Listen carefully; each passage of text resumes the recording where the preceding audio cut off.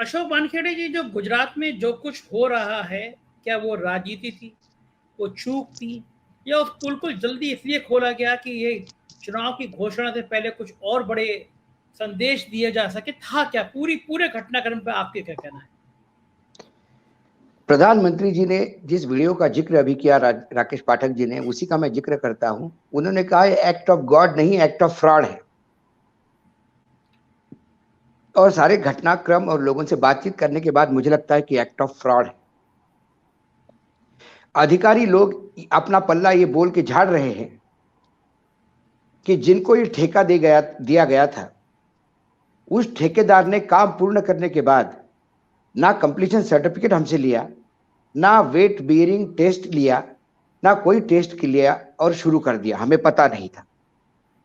दूसरी ओर जो उनके सर्वे है, जो वहां कंपनी के जो मालिक थे, मैनेजिंग डायरेक्टर जयसुख पटेल, उन्होंने दिवाली के दूसरे दिन 25 तारीख को, मतलब 26 तारीख को एक प्रेस कॉन्फ्रेंस ली, और प्रेस कॉन्फ्रेंस करके उन्होंने वह पुल लोकार्पित किया फिर से। जब उन्होंने प्रेस कॉन्फ्रेंस ली तो लोकल अखबारों में छपा, लोकल अखबारों में लोगों का जाने का फोटो छपा, वहां 19 रुपए टिकट है ये बोला गया, और बहुत सारी चीजें हो गई। तब हमारे अधिकारी लोग क्या कर रहे थे? तब वो इस बात का इंतजार कर रहे थे कि हादसा हो जाए और फिर हमको कोई पूछे तो हम बताएं कि हमने कंप्लीशन सर्टिफिकेट नहीं दिया। प्रेस कॉन्फ्रेंस लेने के बाद इमीडिएटली नोटिस इशू क्यों नहीं किए? उस पर बैन क्यों नहीं लगाया? अभी तक आपने कंप्लीशन सर्टिफिकेट लिया नहीं है, वेट बेरिंग टेस्ट नहीं हुई है, आपने कैसी हिम्मत कर ली ये एक बात करनी? आप बिना नंबर की गाड़ी लेके जाइए, आपको आरटीओ चेक करता है, आपको पुलिस वाला रोक के चालान करता है। वो तो ये नहीं बोलता कि आपने आपने हमसे नंबर ही नहीं लिया, हम क्या करें? वो तो मॉनिटरिंग करता है ना रोड पे। तो क्या ये एजेंसीज मात्र जब कोई ठेका देती है तो ये क्या पेट्रोल वो मोटरसाइकिल की कंपनी का विज्ञापन है क्या? फिल एंड फॉरगेट, ठेका दे दिया कि आप भूल गए सब। अब वो कब मेंटेन करेगा, कब ठीक करेगा, कितना पैसा करेगा, कैसा करेगा काम, कुछ देखने का तुम्हारा जिम्मा नहीं है। उसके बाद वहां 100 की कैपेसिटी थी, वहां 600 लोग चढ़ गए। वहां अंदर लोगों ने फोन करके कंप्लेंट की कि यहाँ देखिए बहुत ज्यादा शेकी हो रहा है पुल। तो उनके फोन को भी नजरअंदाज किया गया। क्यों? कि ये जो जयसुख पटेल है, ये सरकार के दामाद है। ये वहां बड़े बड़े बीजेपी के नेताओं के बहुत नजदीकी इनके संबंध है। इनकी घड़ी की कंपनी थी, फिर वो बंटवारा हो गया, फिर ये एलईडी लाइट से लेके ये तमाम बाकी चीजें करने लगे। हाल ही में उनको सुंदरनगर जिले में करीब करीब 700 बीघा, मतलब 250 एकड़ जमीन सरकार ने केमिकल वेस्ट डंप करने के लिए, यार्ड बनाने के लिए दी। उसकी सारी परमिशंस दे दी गई, उसका उस यार्ड तक का रोड बनने का काम चालू हो गया। ये तो सरकार के बहुत नजदीकी लोग हैं। तो क्या अधिकारी डर गए थे कि सरकार के दामाद को कैसा बोलो भाई? इनके तो बहुत अच्छे अच्छे संबंध है। तो ये कई चीजें हैं ऐसी जिसको ये इस बात को इंडिकेट करता है कि ये एक्ट ऑफ गॉड नहीं, एक्ट ऑफ फ्रॉड था, और यकीनन फ्रॉड था। और इस फ्रॉड में वहां इसकी कीमत मोरवी के लोगों को अपने जान दे के देनी पड़ी। वो पुल पे पहला हादसा नहीं है, इसके पहले भी वहां पुल गिरे हैं, लोग मरे हैं। मोरवी नदी की खासियत है संजय भाई, उस नदी में पानी कम होता है, लेकिन जब भी एक्सीडेंट हुए तो मौतें ज्यादा होती है। क्योंकि उस नदी का जो तला है वो नुकीले पत्थरों से और चट्टानों से भरा हुआ है। तो जब ऊपर से कोई गिरता है तो मानो वो खीलों पे गिरता है, जैसे कोई पॉइंटेड चीजें हो। तो ज्यादातर मौतें ऐसी हुई है। लेकिन अब सरकार ने कहा कि उनका पोस्टमार्टम भी नहीं होगा। तो अब ये बात भी नहीं समझ में आएगी, डूब के मरे, डर के मरे, हार्ट अटैक से मरे, एक दूसरे के ऊपर चढ़ के मरे। क्योंकि अभी मैंने जो खबर सुनी कि अब वहां पोस्टमार्टम नहीं होगा। और ये सारी चीजें इस बात को इंडिकेट करती है कि कितना नंगा नाच चल रहा है गुजरात में। यदि ये सरकार by the capitalist, for the capitalist end of the capitalist बोलूं तो कोई आश्चर्य नहीं होगा। गुजरात में गोचर की जमीन, कई सालों से गोचर के जमीन का किस्सा मयूर जानी जानते हैं। ये कैसे अडानी की कंपनी को दिया गया, वो एक रोष था। मात्र चुनाव जीतने से वो सरकार काम अच्छा करती ये द्योतक नहीं है। 2002 के उस तथाकथित गोधरा के लहर पे नरेंद्र मोदी को जो सीटें मिली, वो सीटें नरेंद्र मोदी वापस पाया नहीं पाए। 2002 के बाद हर चुनाव में बीजेपी की सीटें कम हुई हैं और कांग्रेस की सीटें बढ़ी है। तो क्या सरकार ने नरेंद्र मोदी के भी राज्य को नकारा था, जो धीरे धीरे नीचे आ रहे थे और बाद में 99 तक आ गए? ऐसी कई चीजें हैं, जब आप विश्लेषण करते तो आपको देखना होगा। इसलिए मैं कहता हूं कि जैसा बंगाल में उन्होंने कहा कि ये फ्रॉड है, ये करप्शन की वजह से ऐसे पुल बनते हैं, तो आपके यहां भी ये जो लोग मरे हैं ये फ्रॉड के कारण मरे हैं। क्योंकि प्रेस कॉन्फ्रेंस लेके उसने रातों रात ऐसा अंधेरे में चालू नहीं किया था, चौड़ा होके उसने वो पुल पे काम चालू किया था और ये लोग सब देखते रह गए। या तो उनकी हिम्मत नहीं थी या जेबें गर्म हुई थी। अशोक जी, जो सरदार पटेल की जयंती पे आज जो भव्य आयोजन हुआ, क्या नैतिकता वो के आधार पर इसको स्थगित किया जाना चाहिए था? ये तो यही बताता है ना संजय बाबू, कि सीना 56 इंच का जरूर हो, लेकिन उसके अंदर दिल भी होना चाहिए। यदि दिल है अंदर, तो कोई भी आदमी जिसके पास दिल है, वो अपने ही पड़ोस में 120 लोगों की 150 लोगों के आसपास की मौत होने के बाद कोई आयोजन नहीं करेगा। उसी वहां पे एक बड़ी लोहाना समाज है वहां पे, जानी बाबू बता पाएंगे क्योंकि वो वहीं से गुजरात से थे। तो लोहाना समाज की कल वहां पे जलाराम जयंती का बहुत बड़ा आयोजन होता है, बहुत बड़ा आयोजन। उन्होंने वो आयोजन स्थगित किया। कांग्रेस ने अपने आयोजन स्थगित किए गुजरात। कांग्रेस ने अपनी परिवर्तन यात्रा स्थगित कर दी। स्थगित कर दी। कांग्रेस के लोग वहां चले गए संवेदना देने। जब सारे लोग पहुंच गए और मीडिया में जब बहुत ज्यादा घूमने लगा, सोशल मीडिया का प्रेशर ही है कि प्रधानमंत्री जी को आनंद फानन में कल फिर मोरवी का टूर करना पड़ा। अब प्रधानमंत्री जाएंगे तो क्या करेंगे? वो 100-150 लोग मरे, उनका उनके लिए क्या है प्रधानमंत्री जी के पास? 4-4 लाख रुपए उनकी कीमत। या उस ठेकेदार को पूछो, 19 रुपए के हिसाब से 600 टिकट बांटे तो 11,400 रुपए हो गए। 11,400 रुपए में यदि 150 लोगों को उन्होंने मौत दी, तो एक मौत की कीमत 74-75 रुपए आती है। क्या 75 रुपए के लिए आपने आदमी को मार डाला?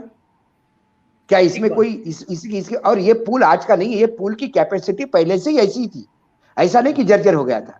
ये पुल वो जो वहां के राजा थे ठाकुर, उस वाघजी ठाकुर, तो उन्होंने तब बनाया था ये पुल 1880 में।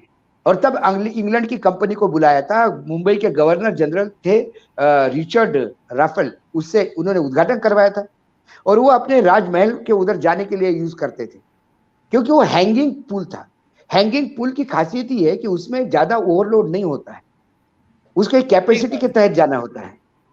हैंगिंग पुल में आप जाके झूलने लगोगे और वो झूला थोड़ी था झूलने के लिए। तो उसमें कई क्या करना चाहिए क्या नहीं करना चाहिए, ये सब होता है जाने के बाद। अशोक जी, मैं और ये एक मिनट संजय जी, एक मिनट, एक और ऐड करता हूं।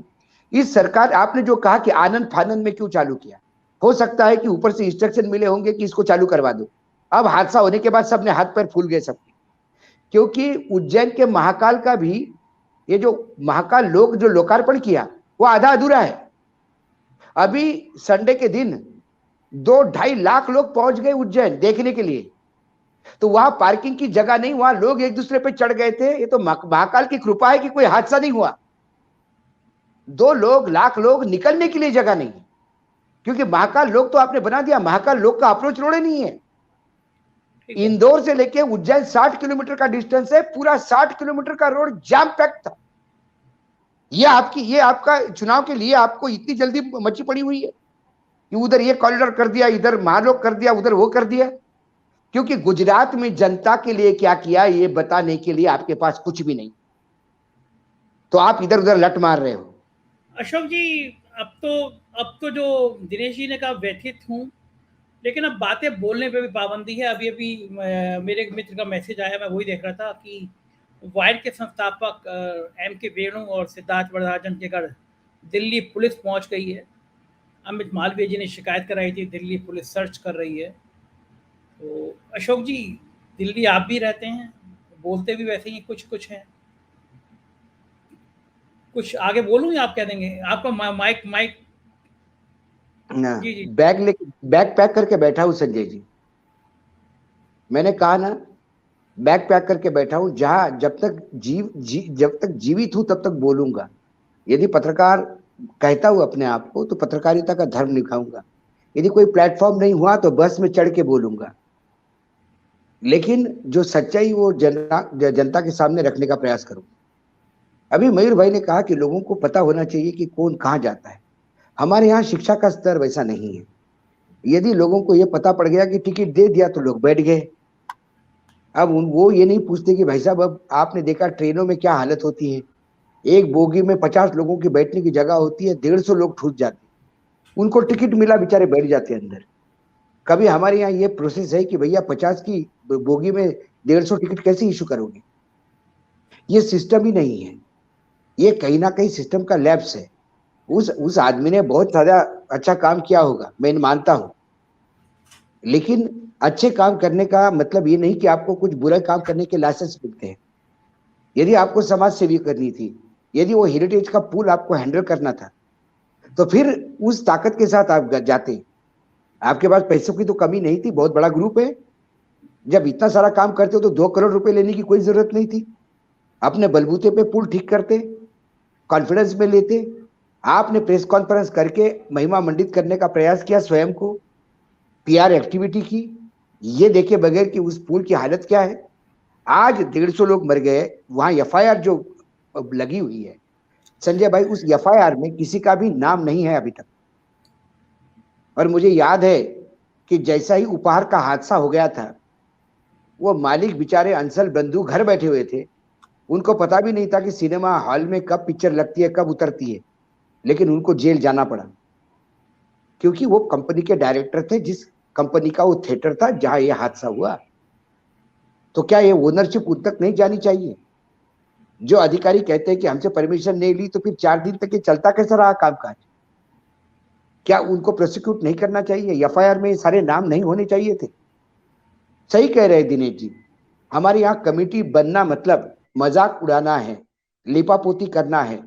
मुंबई उच्च न्यायालय ने कुपोषण के मामले में लेकर महाराष्ट्र सरकार को पहले एडवांस में नोटिस देके बोला कि कृपा करके हमें कमेटी बन रही है, स्पेशल टास्क फोर्स बन रहा है, हाई लेवल इंक्वायरी कमेटी बन रही है, स्टडी ग्रुप बन रहा है, ये अफिडेविट ना दे। आप सालों से ये अफिडेविट दे के हमको मूर्ख बना रहे हैं। आप हमें एक्शन प्लान दे के आप ये कर रहे हैं। एक हाईकोर्ट के बेंच ने ये बात कही है कि कमेटियां ये मूर्ख बनाने का एक औजार है। आज तक इसी मोरबी में जो एक बड़ा हादसा हो गया था, हजारों लोग मर गए थे, उसमें कौन दोषी पाया गया? उस कमेटी का रिपोर्ट कहां है? रिपोर्ट जमा होता है पार्लियामेंट में, लिपापोती होती है, लोगों को सस्पेंड किया जाता है, बाद में धीरे से रीस्टेट किया जाता है। टर्मिनेट कोई नहीं होता, डिमोट कोई नहीं होता, जेल की सलाखों के अंदर कोई नहीं जाता। सिर्फ कुछ दिन जाएंगे, प्रधानमंत्री कल आएंगे, वो भी आंसू बहाएंगे, क्योंकि हमारे देश में सारे नेता अभिनेता हो गए हैं, लोगों के इमोशन को कैच करने का प्रयास कर रहे हैं।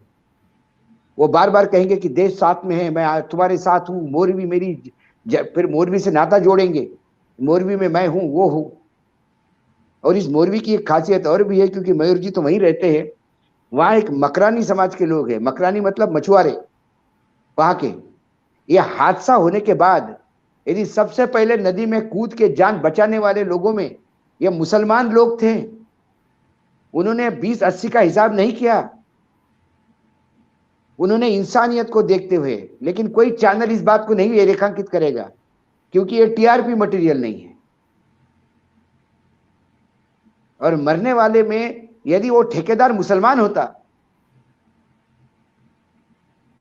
तो अभी तक तो ये हो गया होता कि इसको ऊपर से पाकिस्तान से ऑर्डर आ गया था पुल गिराओ, तो जानबूझ के किया, एक षड्यंत्र के तहत किया, हिंदुओं पे हमला है। इसमें फंसा मामला ये है कि ठेकेदार भी हिंदू, देने वाला भी हिंदू, लेने वाला भी हिंदू, मरने वाला भी हिंदू, टिकट काटने वाला भी हिंदू और जाने वाला भी हिंदू, बचाने वाला मुसलमान। लेकिन उसकी कोई बात नहीं करेगा, और वहां का मुसलमान चाहता भी नहीं कि उसकी कोई बात करे, क्योंकि वो कहते हैं यार हिंदू मुसलमान थोड़ी हम तो सालों से यहाँ पे लोग हैं, हमारा तो ये दाल रोटी का संबंध है, हमारे तो अपने भाई बहन गए हैं, हमारी तो बहन दीदी माता गई है, तो वो उसको बचाने के लिए टूट पड़े। लेकिन किसके पास है इस बात को करने के लिए? आज हम इसमें राजनीति कर रहे हैं और इतना बड़ा आयोजन। सबसे पहले तो ये हादसे होते रहते, मैं ये नहीं कहता हूँ इतना बड़ा देश है, हादसे होते हैं, कोई हो सकता है जानबूझ के नहीं किया गया, लेकिन उसके बाद जो संवेदना होती है वो कहाँ जाती है? क्या गुजरात का चुनाव 150 लाशों पे भी भारी हो गया? क्या आपको आज वहां से बोलना जरूरी था कि हम डिफेंस में आत्मनिर्भर हो रहे हैं, हर घर में सिलेंडर पहुंचा है, हमारा देश सबसे बड़ी इकोनॉमी हो गया है? ये बोलने के लिए आप आयोजन का इंतजार कर रहे थे? क्या यही कारण है कि अभी तक गुजरात के चुनाव घोषित नहीं हुए? हास्यास्पद है। 12 नवंबर को वोटिंग पूरा होगा हिमाचल में, लेकिन वोट की गिनती 8 दिसंबर को होगी, 1 महीने बाद। क्यों भाई? हिमाचल में ऐसा कौन सा नक्सली प्रकोप है, या बर्फ गिर रही है कि पेटियां लाने में 28 दिन लगेंगे? क्योंकि आपको दोनों राज्यों की गिनती 8 तारीख को करनी। तो फिर गुजरात का चुनाव अनाउंस क्यों नहीं किया? क्योंकि 31 तारीख का इवेंट जो है वो हमको सरकारी खर्चे के पर करना था, आचार संहिता से मुक्त रखना था। उसके बाद 1 तारीख को एक आदिवासी की बड़ी एक रैली होने वाली है जो गुजरात और राजस्थान के बॉर्डर पे होने वाली है, उसको करना था सरकारी खर्चे पे। ठीक बात। ये तमाम ये राजनीति के लिए आप इतना नीचे गिरते हो, और स्वायत्त संस्थाएं उनका पीछा पूछ पकड़ पकड़ के, जैसा वो बोले टॉमी जैसा हाथ ऊपर करके, टॉमी बैठ जा, टॉमी बैठता है, टॉमी खड़ा हो जा, टॉमी खड़ा हो जाता है। इतना दुर्भाग्य है ये देश का।